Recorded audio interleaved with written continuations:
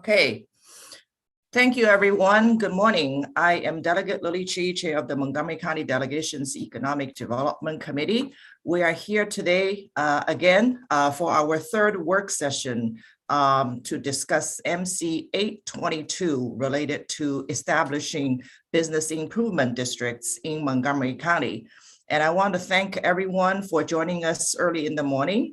And for your spirit of working out a compromise to move the bill forward. It is my sincere hope that today will be our last work session when we can actually get to work on the amendment, vote on the amendments and on the bill itself, hopefully.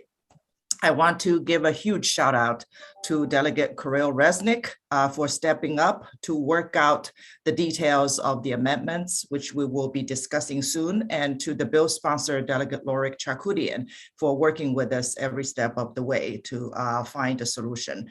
And to the staffers, Ben Voigt, our counsel, and Rebecca Stryer, as well as Vice Chair Solomon and Delegate Ann Kaiser for stepping up to offer to help since the last session. So thank you, everyone. I think we're getting very, very close. And I just want to remind everyone that no bill is perfect. We are here to try to find a way to move forward so that bids can be formed, so that community voices can be represented on those boards going forward. And we want to also leave enough wiggle room for the county council to make those super local decisions bid by bid as they make those judgment calls. Okay, so having said that, I want to I'm not going to acknowledge everyone because I think it's the same group of people who are pretty much the same group of people who are joining. I would like to ask is Delegate Solomon, you're on the call, right? Okay. Yeah, thank you, Madam Chair. Sorry, my my camera's not great. Okay. Having some issues. But you're fully engaged otherwise, so thank you. Yes. Would you like to offer a motion to move forward with discussing the amendments that we have drafted by Delegate Resnick? Yes. Yeah, I so moved.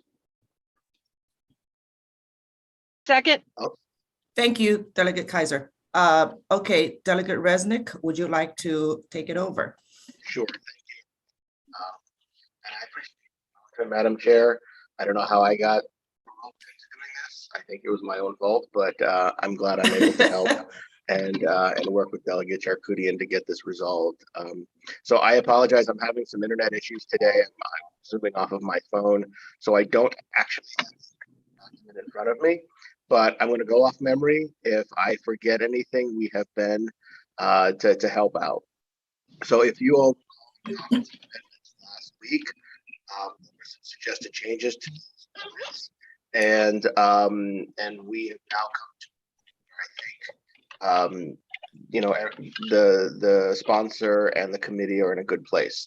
So the amendments as they stand now, so I'm not going to go back and forth as to what we offered last week and then what was changed. So the amendments as they stand now are to remove the tenants from bid process. They don't get to sign on to the petition to Delegate Resnick, you might get closer to the phone so we can hear you better. Okay, I'll try. I don't know if I did. So now we've got all triple chins going.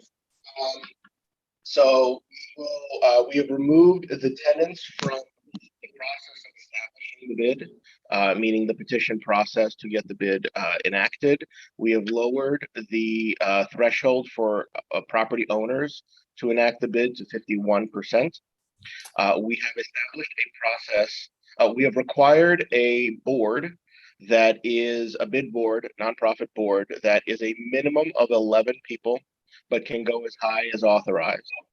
And we have required that 51%, a simple majority of that board, should be property owners, but the remainder can be tenants in one capacity or another. So anybody who is a tenant under the existing definition of a commercial tenant, whether that is a business, a nonprofit, whatever.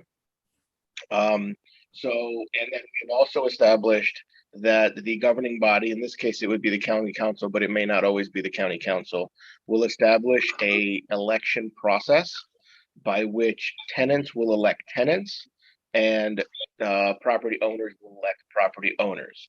This is done so that property owners are not picking and choosing the tenants they want to be for them. We have also required under this new iteration of the amendment that that it is the governing body's responsibility to the extent possible to get an updated and accurate list of commercial tenants to be able to reach out to. We have also put in place a notification process. So we talked a little bit about prior in the original bill, in the original existing law, there was I believe a 20 or 30-day notice prior to the public hearing for all commercial. You're breaking off. Can you hear me? Yeah.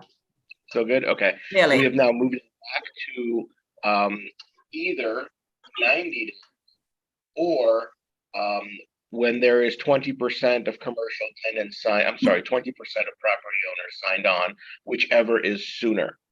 And so when that is triggered, it is the responsibility of those that are organizing the bid to provide notification to all interested parties, property owners, tenants, etc., of the process moving forward.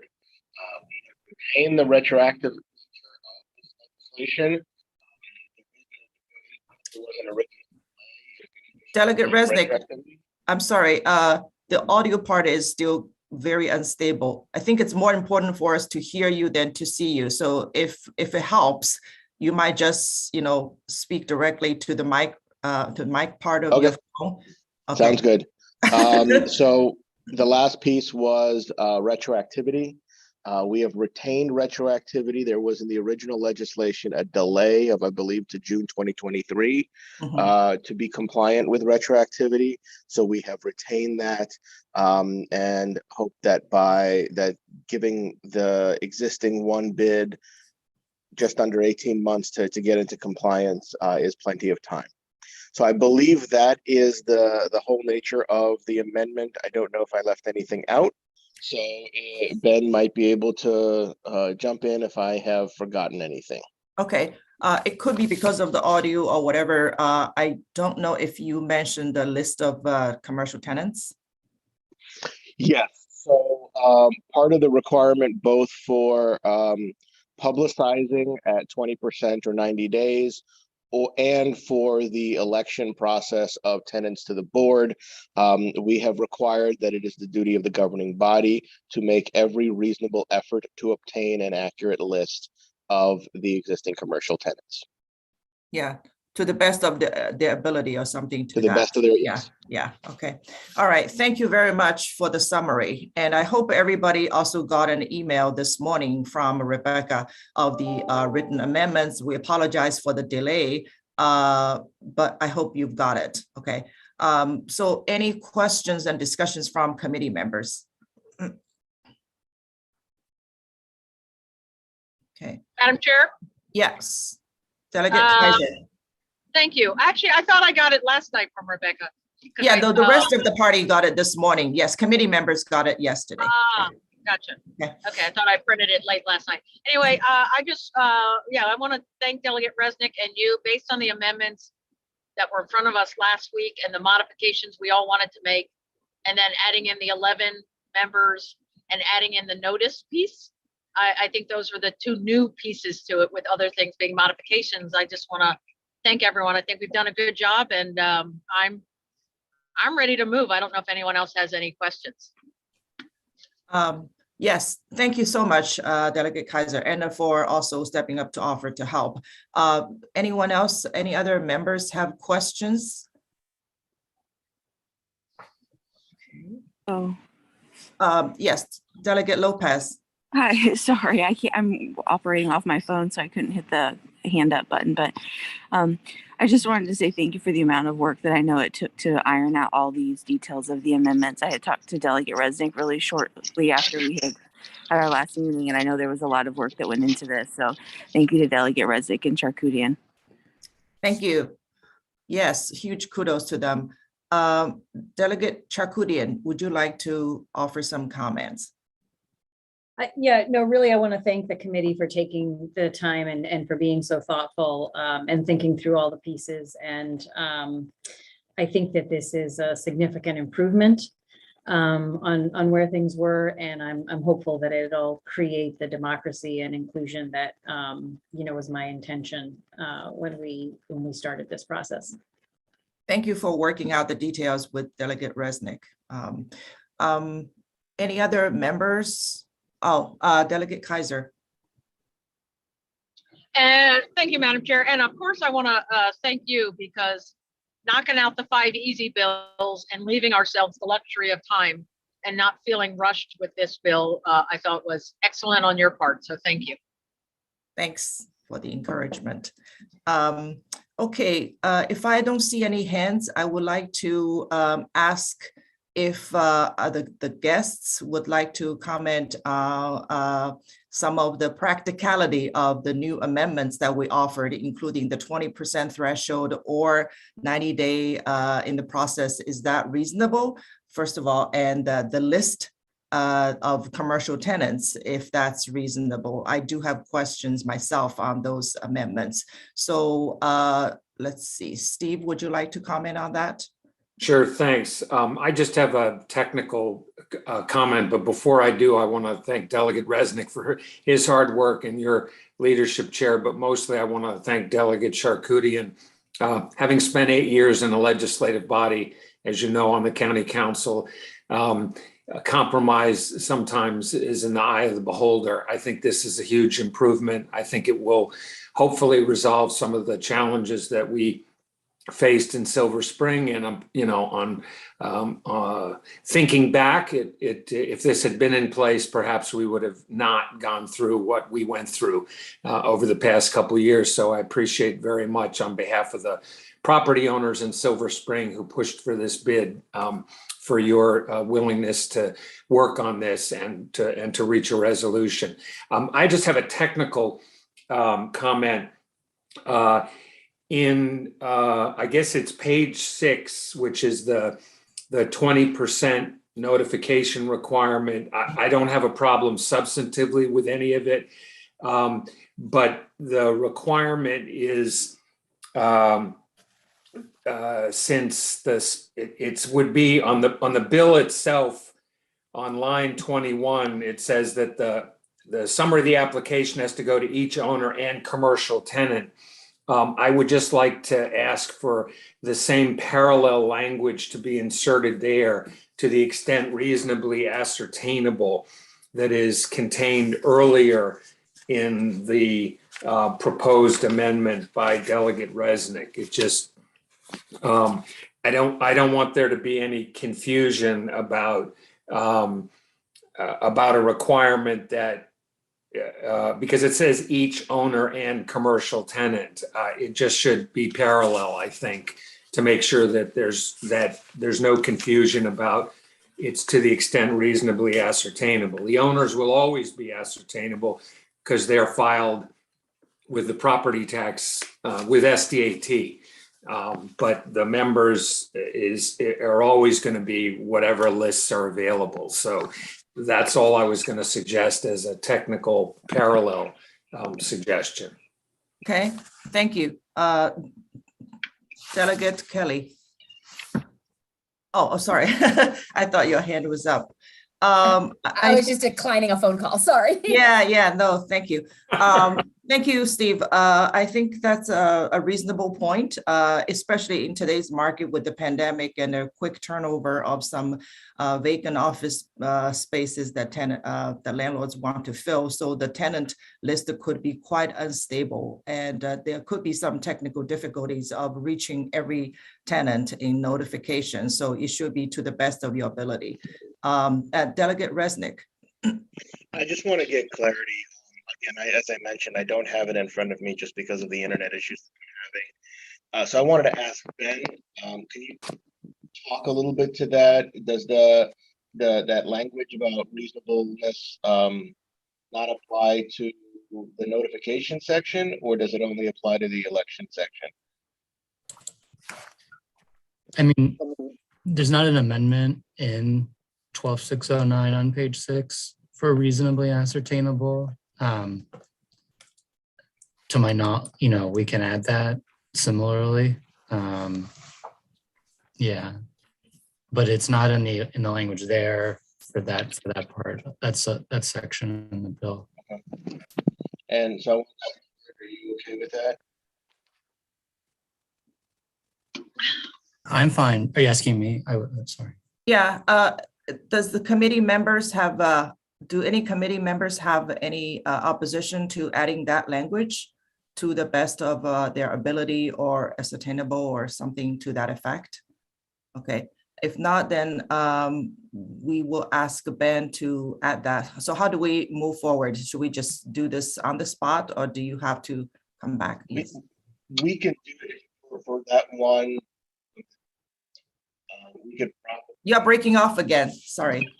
Sorry. I think what Delegate Resnick might say is that we can do it verbally, and if for any reason it doesn't look good by tomorrow, we can always delay again after full delegation. Okay, so do we need to vote on this? Yes. I think we can vote on it as a single amendment, understanding that that's going to be a change that we're making. Okay. Okay, so can anyone offer a So motion? moved. Okay, thank you. Anyone? It's actually already been moved into. Okay, then all in favor of changing that so that we add back the language to the extent practicable, whatever, to the best of their ability or something like that. Raise your hand. Okay. All right, Delegate Solomon also voted, so that's unanimous, I think. So motion carries. Thank you. Okay, let me see if there are others who would like to comment. Okay, all right, Mr. Donahoe. Thank you, Delegate. Chad Donahoe with the Friendship Heights Alliance. One thing I wanted to raise where we've had a little further consideration amongst ourselves is the minimum board size. It was 5. It's going up as 11 now. And we had one issue that we were dealing with before, which was we're going to kind of coordinate with a similarly sized DC component of the bid. So then we'd be at 22, which we thought was logistically we could make work. The other issue we've dug into now is that we are a small bid on each side. Although there's 20 different properties by lot in our draft map, that would actually only be 9 unique property owners. And so I'm a little worried that we would get to a size where we wouldn't be able to field a full team, so to speak, among property owners, and or that over time, as volunteer fatigue kind of sets in, that we would not be able to find enough property owners to represent if we had to have a larger board, even including commercial property tenants. So we think that the size of 9 would be a new floor. That if the new floor could be the old ceiling, that could work for us. Well, 9 is the current law, right? 9's the current ceiling. We'd be happy with 9 as the floor for the size of the board. Okay, any questions or any concerns from our members? Delegate Kaiser. Oh, you muted yourself. Did I? I appreciate Mr. Donahoe's point and certainly about volunteer fatigue, but the business owner, I'm sorry, the tenants, I keep misspeaking. The owners of the buildings, the owners of the property have so many staff there. So I can't imagine that we can't get a representative from one of their companies. So even if the vice president of whatever doesn't want to keep showing up at the meeting, somebody else can. So I understand the concern he's getting at, but I think we wanted 11 to ensure a certain diversity. And enough voices. So I'd rather keep it as 11 as 4. Thank you, Delegate Kaiser. So last time I recall that when we discussed this point, there was a general consensus that 9 seemed quite small for a bid, especially if you also have commercial tenants representation, for the whole board. So we thought 11 would be a very good measured step, right? But I do understand your point about this joint board. So if that would mean 11 on our side, and then you also have to find something comparable on the other side. And I don't know if that means when we have 11 that they have to come up with 11 too, or something like that, because I don't think DC law stipulates, right, that, or I don't know if it makes sense for the council to be able to make exceptions in certain cases, right? That could also be a possibility. So I want to hear from the rest of my members what they think would be the best course of action. We certainly don't want to prevent Friendship Heights from forming the board because of that technicality. Delegate Resnick. Thank you, Madam Chair. First off, I'm in total agreement with Delegate Kaiser. I don't see 11 as being that difficult to overcome, especially when we are talking about 51% of the board being the property owner, just majority being the property owner. So we're talking about 6 property owners, 5 commercial tenants, or 5 other tenants. It's not, I don't see it as being that difficult to overcome. I also don't see anywhere in the law that requires, in anything that requires the board members in a bid to have all 6 or however many property owners being Maryland property owners. It says the bid has to have a minimum of 11. So if the bid is overlapping between Maryland and DC, there's nothing that says you need to have 11 Maryland property owners. It just says 11 board members in order to qualify a bid in Maryland. So it might just be a technicality, but I think that's a workaround that the Friendship Heights bid is able to advantage of to make it work. So I don't see 6 property owners as being a problem. And as Delegate Kaiser said, it doesn't always have to be the same person. These property management companies at times own multiple properties. They have large companies. Let me ask Mickey, do you think this could be an issue for Whitefield and for Pike and Rose? I think 9 is a little bit I think 9 is the better number in this regard than 11, but I also think that there's, I'm thinking through the percentage for notification too, that we can come back to that one. So I do think that because of who you would have potentially being fully engaged in this process, I think having 9 as that minimum would be a better number, especially because of how this would be applied. So let's say 11 members, only 6 are required to be property owners, right? Majority. And then the other 5 will be commercial tenants, and the commercial tenants could be anyone, so you have a lot more commercial tenants. So you only need 9 property owners. Mr. Donahoe. I respect the kind of the good back and forth. I would also note of our 9 unique property owners, 2 are family-owned properties that we have not been able to contact. Whole building lease properties that haven't been engaged as of yet. And that takes us down to a number that starts to be, if people don't want to participate or want to cycle off the board over time, gets us to a number that can be challenging. Okay, so to Delegate Resnick's point, in such structures, maybe a relatively unique structure of joint boards between DC and Maryland, can we just overlap? Because I assume there's quite a bit of commercial overlap between the 2 territories, right? For as far as commercial landlords are concerned, property owners are concerned. So we're not saying you have to have 11 on each side, really, Anyone else wants to chime in on this? Okay. Okay, Andy, Showman. I think, I understand everybody's trying to make this work with Friendship Heights.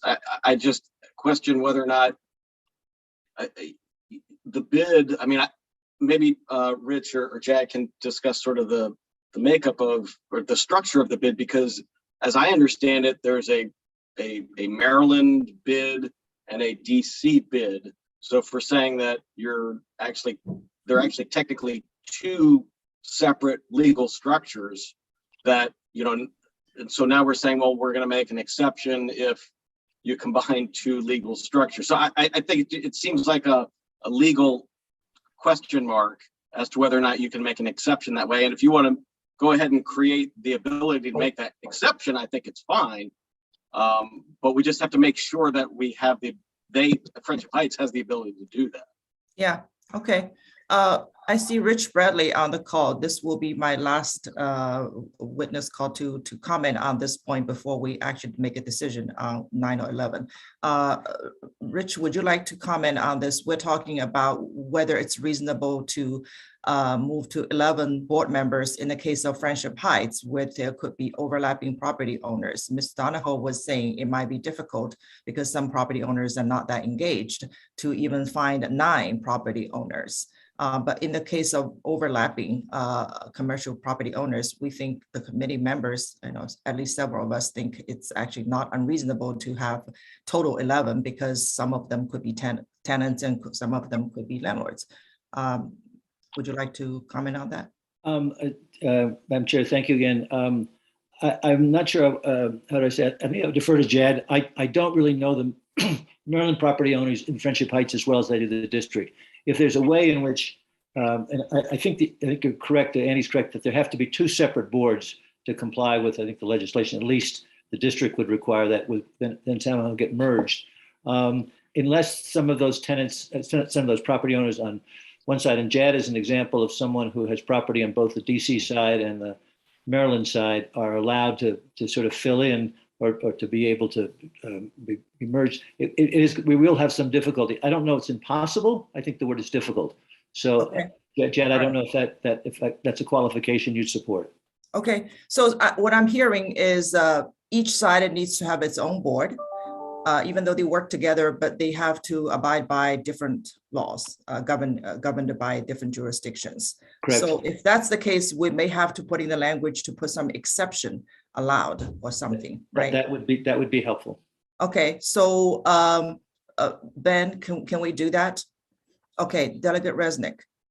So first of all, understood. Everybody kept talking about this joint Friendship Heights bid across the border. My assumption was it was a single entity over 2 sides, kind of like the way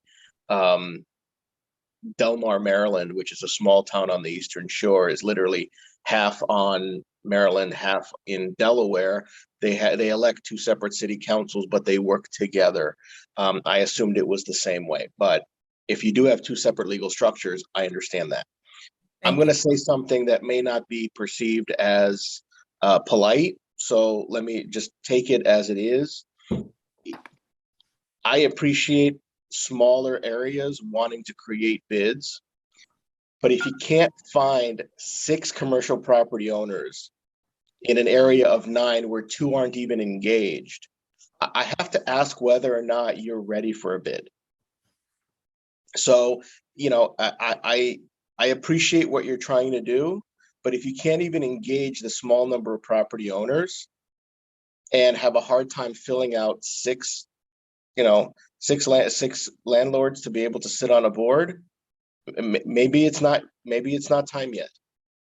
So I don't mean to sound harsh in this, but we're trying to thread a needle here, and the whole point of this legislation was not so much to allow property owners to form bids. That's already was allowed. It was to give people other than property owners a voice. And that was the reason for the slightly expanded board, is to give non-property owners a voice in this. So, I'm fine with 11. If we want to make an exception that says in a cross jurisdictional bid, we can accept board members from the other side of I think that's okay, but I am very much opposed to lowering this number. We've already lowered it from the proposed 15. Thank you. Delegate Kaiser. Delegate Resnick had me at, this is about giving the voice to the tenants. And so I appreciate that. I do not think this cross-jurisdictional thing, I just imagine it's a bigger legal mess than we might want to get into. So I don't think we should make that kind of exception. The only thing I was sympathetic to was maybe some kind of exception for the size of the bid area or whatever else. But again, I go back to Delegate Resnick's point. This is about giving the voice to the tenants. So, and I will agree with his harsh assessment. If you can't find 6, then maybe you're not ready for the bid. Okay. Thank you for the comment. Anyone else would like to, any other members would like to comment on that? Okay. If not, I will give Mr. Donahoe another bite. Thank you, Delegate. Yeah, I would merely point out we would be able to find 6. The challenge is when we are basically reliant on almost every property owner being willing to show up, and 9 would be as a floor would be the old ceiling, so it would be a change from 5 in the current legislation up to 9. Also, if there's some kind of carve out to deal with our relatively unique situation of being a small number of lots, but a rather densely populated area that's held in relatively close ownership, we would be open to that solution as well. Thank you. And so you are saying you would be open to what solution? I believe Delegate Resnick suggested that there could be some sort of bespoke or custom solution for us there. Okay. All right. I am mindful of the time, and I would love to also hear from Mr. Chambers. If you have any thoughts on this before we make a decision as a committee on this one. Yes, thank you. Good morning. I haven't had time to consult with the rest of the board regarding the amendment, but based on our previous discussions, we should be amenable to the changes. Seems like a good compromise. I do know Mickey had some comments about the 20% threshold. And you're Friendship Heights too, right? No, Friends of White Flint. Friends of White Flint, thank you. Okay, all right, okay.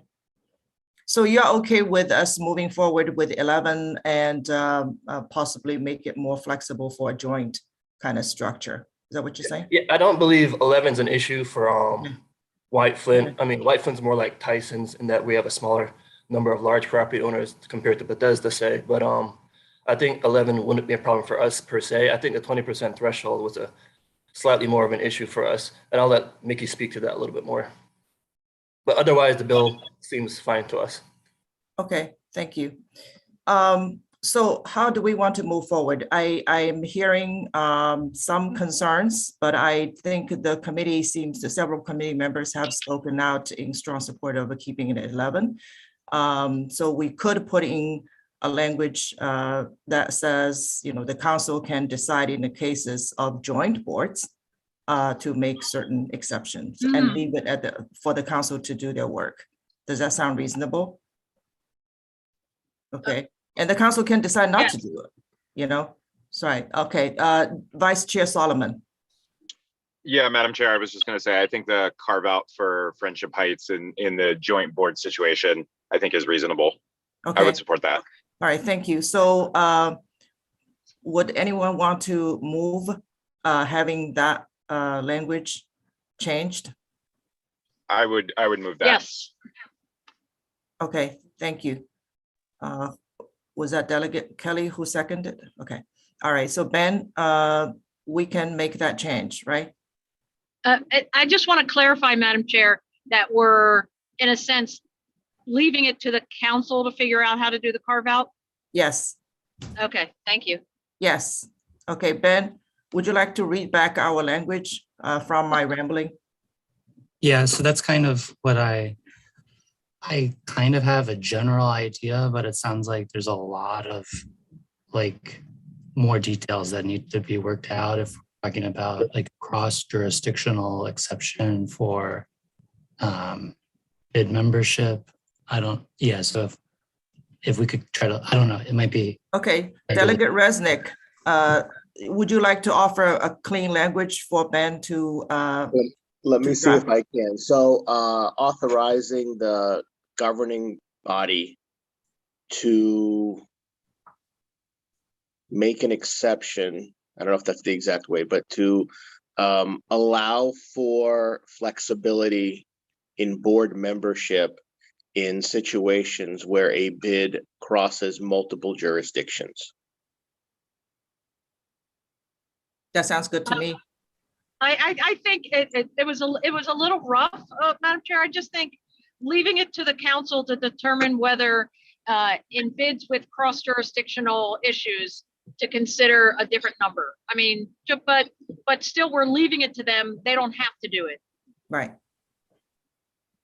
Okay, that's fair. So just considering a different number in cross jurisdictional. Okay, I think that's better. Good. Consider a different number. So we basically enables the council to consider a different number in cross jurisdictional cases. Right. Okay. Yes, Madam Chair, it allows us to punt the issue in terms of whether it even can be done. Yeah. Okay. Thank you. Thank you both. Ben, do you have a question? Okay, and when we say the council, we're talking about the governing body. Yes. Body, yes. Governing body, not the council, the governing body, to be more specific. Okay. Okay, all right. That Yeah. sounds better. Okay. And can we vote on this one now or? I think so. All right. Yeah, let's vote on this one.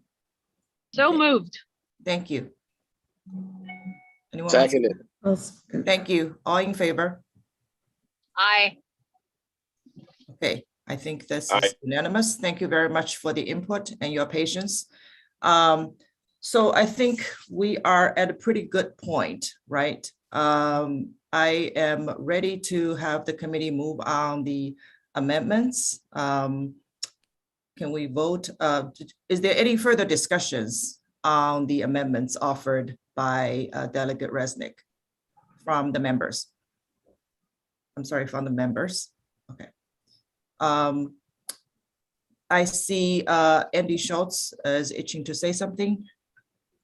Thanks, Chair Chi. The change that was made with the notice provision about requiring providing notice when there are 20% of the parcel owners to notify the public or the commercial tenants. We just took a very quick poll amongst the stakeholders here this morning, and that could be basically at the very beginning.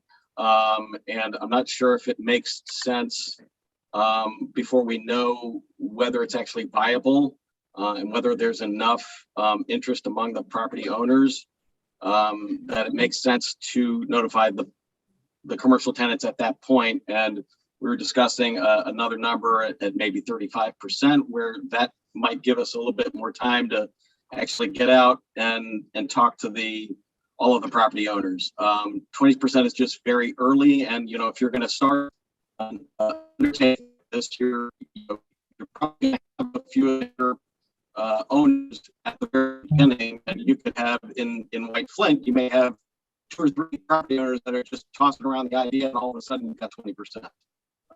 So, the harder, the further you get along in the process will be the harder to convince other property owners to get on board. So we were, again, going to suggest a number of 35%. Delegate Resnick, would you like to respond to that? Yeah, last week we had agreement on 25%, and now this number is going up. This is a notification. This is public information. This does not require anyone to commit to anything or to vote on anything or to pay any taxes to anything. It is simply notification. And I think at 20% or 90 days prior to a public hearing is very reasonable. So I'm going to resist that. Again, I will remind also everybody on the call that most of us have to be on the floor in the House of Delegates in about 17 minutes. We were at a very good place last week with just a couple of changes which were made. And now we're going back over well-worn territory. So at this point, Madam Chair, I appreciate everybody else's input, but this is a subcommittee work group. I am happy with where we are with these amendments, and I would like to move forward. Thank you very much. Okay. All right. On the bill itself, I'm sorry, on the amendments, I would like to have a motion to move all of these amendments that we have discussed. So moved. Second. Okay, all in favor of the amendments? Aye. Raise your hand or say aye. Okay, opposed? Okay, seeing none, it's the motion carries. And I would like to, before I move the bill, would like to give an opportunity for Lenny to make some comments on the bill itself. And thank you so much for taking the time to join us and listening in.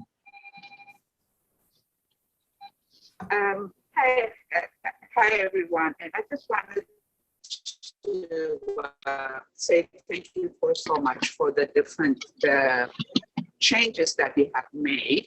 And I just wanted to comment and really ask about, would this really work for Silver Spring? So every hours that we have spent since this thing, if it was public earlier, this would not have happened. And the way, it was the only thing that I am not okay with. This thing did not start the right way, and I'm not really for the we are active. That should be, because next day would not have to spend this much time without doing it at the right time at the beginning. So I really encourage everyone to really. We are having difficulty hearing you. I'm sorry. To vote to do this thing right. Thank you. I think I heard you, but it was. Can you hear me now? Can you a little hear better? me now? Yes. Yes. Okay, I think you. Okay. I just wanted to really. Okay, I just wanted everyone to really consider to really do real active, so it can really work for Silver Spring as well. So this sounds like to me a thing just for other areas, not for Silver Spring. So I just wanted to make sure that guys to really consider not to vote for them. Can you hear me? Yeah, Lenny, do you mind if you want to just type in your comments in the chat box instead, because we're really having a hard time hearing you. Okay, thank you very much. I think I heard you, but I want to make sure if you have some comments you would like to put in the chat box. Okay, thank you. Okay. Delegate Chief, for Open Meetings Act reasons, I'll have to send it to you to read out loud. Okay. All right. I'm mindful of the time for the members to go to the floor for the 10 o'clock. I think we are at a point when we are ready to vote on the bill itself. Would any member like to offer a motion?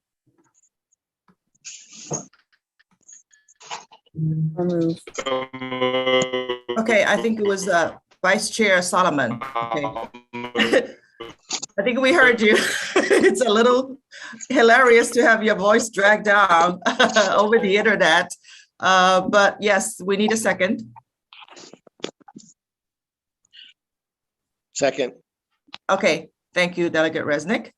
All in favor of the bill MC 822 as amended, please say aye, or do we need to do a roll call?